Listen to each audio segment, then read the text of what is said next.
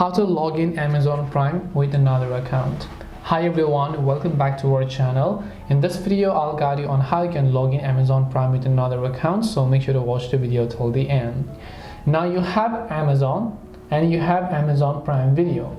If you want to switch accounts on Amazon Prime, it's simple. I'm just showing for the demo only. I'll open Amazon. Then after that, what I need to do is make sure to sign into my current account.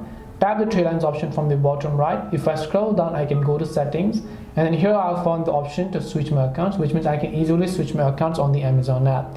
But what about Amazon Prime Video? Because if I open up my Prime Video here, I'm logged into one of my accounts, and if I want to log into another account, the only way I can do so on Prime Video is to log out of my current account and log into another account again.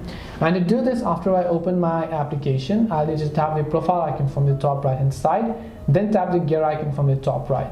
Once I do that, right over here you'll be able to find this option known as signed in. So just tap on sign out here, and then it'll ask me for a confirmation. Just tap the sign out option. After you sign out, you'll be able to successfully go ahead and then log in to another Amazon Prime account.